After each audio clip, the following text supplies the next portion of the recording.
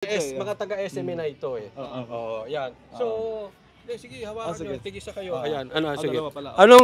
Anong total na lahat, sinabi na natin, taga-SME na naman kayo. So, eto.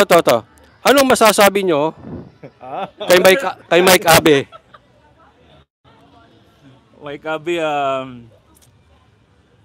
naiinggit ka na lang. Laki ng inggit mo sa kay pastor. Sabihin ko na lang, ipag-pray na lang namin. Pray na lang Kasi namin. after all ng mga suporta ni Pastor kay Mike Abe, and then narinig din natin kung paano siya nagdepensa kay Pastor noon. Kayo na mismo mga kababayan ang magsabi kung sino po siya. Pero May sinabi siya ron na habang buhay, ano yun? Habang buhay ng... personally, sabi niya, personal ganito, komento ko sa inyo. Kilala ko si Pastor, sabi pa niya. Hindi ganyan si Pastor.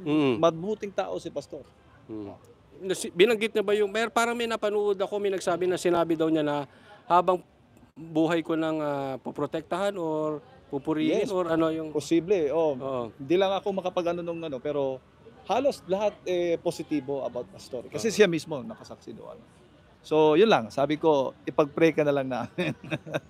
So, yun lang masabi ko kasi mas nakasama to ni Jade. So, bahala na ang Diyos sa iyo. Yan na. Yan lang. Pray ka na lang namin.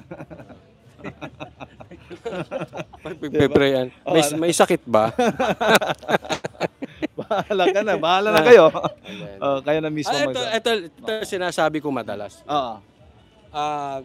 Kasi siya sabi, baka Coach Oli, ganun din kayo. Hindi. Ito Ako, halimbawa, magkaiba kami ng political affiliation ni Pastor. Halimbawa, mag-Marcos siya. Hindi ako sang-ayon doon. Okay. Titirahin ko yung pagsuporta niya, hindi yung siya as a person. Hindi ako hindi kasi hindi ko nakita maganda kay Mike Abe, yung pinersonal niya. Ayun, Kasi kung political affiliation, magkakaiba kami. Ito lagi ko pinapalit. Kami nga magkapatid, minsan magkaiba kami ng political affiliation Binabanatan ko. Yung political na side niya lang. Hindi yung pagkatao, hindi personal. Para at the end of the day, magkaibigan pa rin kayo. Pwede kayo magkape, di ba? Yun lang ang hindi ko nagustuhan. Yung inaaraw-araw na kasi ni Mike Abe. Parang hindi kaya type niya si Pastor. Hindi naman siya Ikaw nang bahala, Coach Oli, magsabi sa kanila kung gano'n siya. Kasi parang type niya Di ba? Hindi. Tatawanan na lang namin. Ganun na lang comment namin. Magaling. Tatawa na lang kami. Hindi, pero si MJ, Anong sabi ni MJ? Ang daming sinabi ni Ay, MJ. ganun ba? Basta tatawa lang ako. Panoorin nyo na lang. Tatawa rin tayo mga kababayan. Ayan Sila na mismo makapagsabi niyan. Hindi, kayo na magsabi. Siguro naman matatanda na kayo. Alam nyo pag bitter. Di ba? Alam nyo pag inggit. Oo.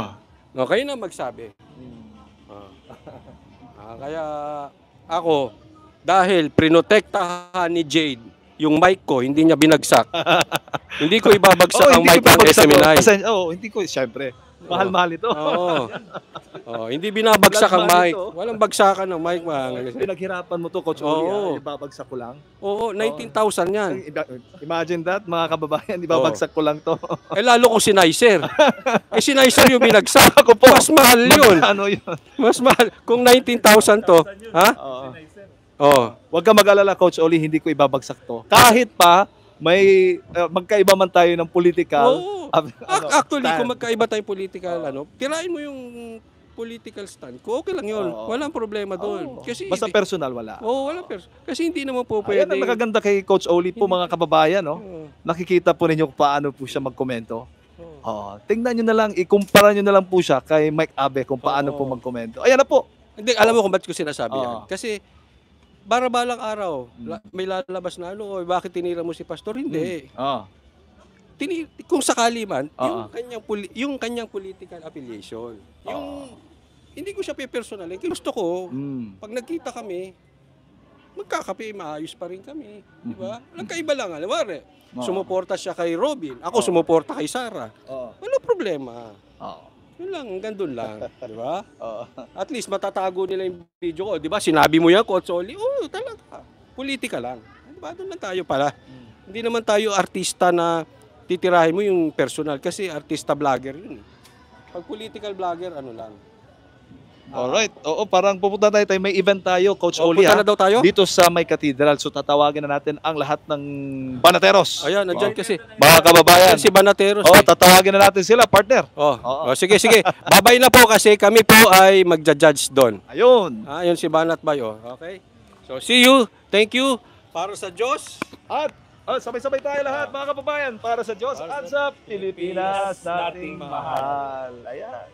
Bye-bye.